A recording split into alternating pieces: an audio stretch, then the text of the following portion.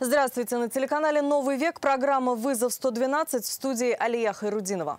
И сегодня мы расскажем о гибели 16-летнего подростка во время купания в Высокогорском районе и стрельбе во дворе дома на улице Тунакова в Казани. Покажем ночную погоню за Ауди и 19-летнего водителя, который сел за руль чужой машины нетрезвый и был без прав. Вешают на меня то, что я в пьяном виде задел 6 машин, вот я вообще не понимаю, что за ерунда. И задержание подозреваемого в угоне Ниссана. А также аварии с мотоциклами. Он не тормозил даже, да. Это и не только прямо сейчас. 16-летний подросток утонул сегодня в реке Солонка в селе Шигали Высокогорского района. Сообщение о тонущем человеке поступило спасателям от очевидца. Он и извлек мальчика из воды. Прибывшие на место врачи скорой помощи помочь ему уже не смогли. Им оставалось только констатировать смерть. Как выяснилось, двое подростков купались без сопровождения взрослых и решили переплыть реку. Один из них, отплыв от берега на 8 метров, стал тонуть. К слову, купаться в этом месте запрещено, о чем гласят соответствующие плакаты. 46-летнего мужчину расстреляли вечером на улице Тунакова. Такое сообщение в полицию поступило от многочисленных очевидцев. Они услышали 4 выстрела и увидели во дворе окровавленного мужчину, который звал на помощь. Он получил ранения руки, головы и легкого. Его экстренно госпитализировали. На земле лежали гильзы, предположительно от травматического пистолета. Стрелявший сбежал. Очевидцы запомнили его приметы. На нем были разноцветные шорты и синяя футболка. В настоящее время все наружные наряды ориентированы на поиски стрелявшего. Изучаются видеозаписи, опрашиваются очевидцы происшествия. Уходя от погони, заехал во дворы и протаранил 6 автомобилей. Нетрезвого водителя Ауди задержали автоинспекторы на улице Адаратского. На кольцевом перекрестке на улице Сибгата Хакима он не подчинился требованию об остановке. Сотрудники ГИБДД быстро догнали нарушителя. Ему 19 лет. Машина принадлежала маме его друга. Я не знаю. Какой-то отдел. А в какой отдел мне взять? Я Машевский. Сначала водитель Ауди всячески прятал свое лицо, но потом стал уверять, что скрывать ему нечего. Он сам жертва, а не предполагаемый виновник аварии. Ты снимай то, что они мне едут. Ты запиши то, что они мне едут. Иномарку автоинспекторы пытались остановить на кольцевом перекрестке на улице Сибгата Хакима, однако водитель тормозить не спешил. Вместо этого он попытался скрыться. Погоня была недолгой. Автоинспекторы настигли его во дворе одного из домов на улице Адаратского, куда он заехал в надежде оторваться от преследования.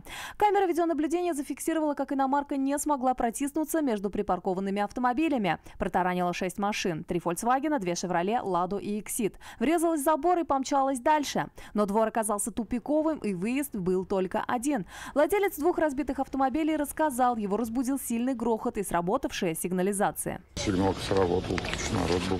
А вы спали в этот момент или как? Конечно. Очевидцы произошедшего рассказали, что некоторые машины водитель Ауди не задел только чудом. Здесь место побольше. Здесь он включил опытного водителя. Я не знаю, как он здесь проехал. За рулем Ауди был 19-летний молодой человек. Рядом был его 18-летний друг. Прав ни у кого из них нет. Сам автомобиль принадлежит матери пассажира. В трезвом виде, вот я не знаю, почему врут то, что в пьяном, я вот не понимаю вообще. Вешают на меня то, что я в пьяном виде задел 6 машин, вот я вообще не понимаю, что за ерунда. Владелица машины вскоре приехала на место происшествия. Рассказала, что ее разрешения никто не спрашивал. Ключи сын забрал втайне, отдал другу, и на машине они поехали в ресторан на Ямашево отмечать выпускной. На глаза автоинспекторов попались на обратном пути, ехали домой на Читаево. К слову, месяц назад сын также без разрешения забрал машину, но тогда поездка завершилась более благополучно. Первый случай уже. Ну как я тебя могу простить? Я не могу просто. У обоих молодых людей были признаки алкогольного опьянения. Водителю предложили пройти освидетельствование. Он не отказался. Максимально допустимое количество алкоголя в организме водителя было превышено больше, чем в 3 раза.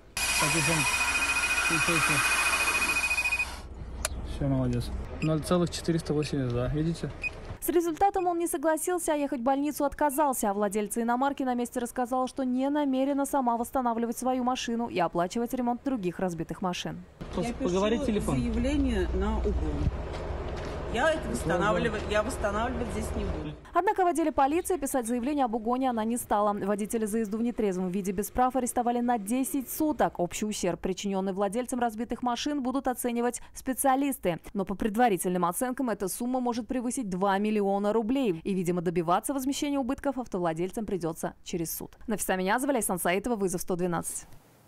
Сообщение об угоне Ниссана Кашкай поступило в полицию в 10 часов утра. Заявитель сообщил, что припарковал машину во дворе дома по улице Зурурам, а утром ее не нашел. По системе видеонаблюдения стражи порядка установили, в машину сел мужчина, от места угона уехал недалеко, бросил машину, пересел в другую Шкоду Фаби и уехал. По горячим следам задержать этот автомобиль не удалось, но в поле зрения полицейских она попала вечером, когда предполагаемый угонщик на машине своего отца решил заехать в ресторан на улице Дементьева. Сотрудники Росгвардии узнали подозреваемого. Сходились и номера Шкоды, которая находилась в розыске. 28-летнего мужчину задержали и доставили в отдел полиции. Свою вину он признал. Угнанная иномарка сейчас находится на специализированной стоянке. Она вещдок по уголовному делу.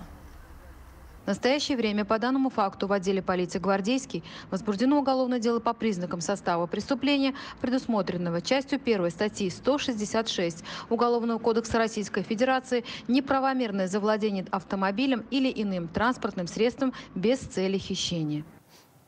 Нетрезвый водитель «Фольксвагена» не рассчитал свои возможности и врезался в припаркованный у дома номер 7 по улице Чешмеле Ниссан. Хозяйке о произошедшем рассказали соседи. Сигнализацию автомобиля нет. Она тут же выбежала на улицу. Водитель «Фольксвагена» был на месте, скрыться не пытался. По словам женщины, он был сильно пьян. На место тут же вызвали автоинспекторов. Для освидетельствования мужчину доставили в больницу. Его автомобиль с места аварии увезли на штрафстоянку. Мотоциклист пострадал в результате аварии на перекрестке улиц Бурхана Шахиди и Чернышевского в Казани. На улице аварии он был один. Столкновения с другими транспортными средствами не было. Но упал он как раз для того, чтобы не столкнуться с перегородившим ему дорогу автомобилем. Если бы я столкнулся, я бы здесь не сидел. Водитель мотоцикла говорит, ему сильно повезло. Из травм только ушибы и ссадины. Рассказывает, ехал по Чернышевского в сторону Нариманова, когда ему буквально перегородил дорогу кроссовер. Сделал единственное, что мог в тот момент, чтобы избежать столкновения. Чтобы избежать столкновения, я его прокинул на правую часть. Водитель Ниссана с места происшествия не уехал, хотя столкновения с ним и не было. Мужчина понимал, что в случившемся есть его вина. Он двигался навстречу мотоциклу и на перекрестке поворачивал налево. Увидел мотоциклиста в последний момент. Смотрел на светофор, загляделся на это и не увидел, что встречный мотоцикл едет. И вот, немножко дернулся туда, вовремя на тормоз нажал. И он, чтобы от столкновения уйти, немножко дернулся и упал. Медики осмотрели пострадавшего мужчину на месте и обработали ссадины на руке. В госпитализации байкер не нуждался. Сирина Сахапова, Константин Бушуев, вызов 112. Hyundai Solaris врезалась сзади в мотоцикл на проспекте Победы в Казани. Перед столкновением водитель легковушки даже не тормозил и протаранил двухколесный транспорт на полном ходу. Байкер в результате столкновения упал и сильно повредил левую ногу. Как я полный мотоцикл ехал, этого то ли не увидел, то ли что. Я, говорит, видишь, даже тормозол, говорит, нет, на полном ходу ему и врезался. Очевидцы рассказывают, удар был сильный. Об этом говорят и повреждения транспортных средств. У автомобиля сильно разбита передняя часть и вытекли технические жидкости. Не на ходу больше и мотоцикл. Байкер рассказывает, ехал по правой полосе. Скорость была небольшой.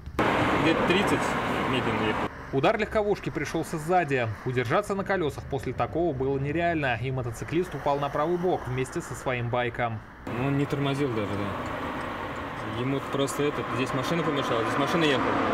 Он туда хотел, а здесь машина ему помешала, и он ехал.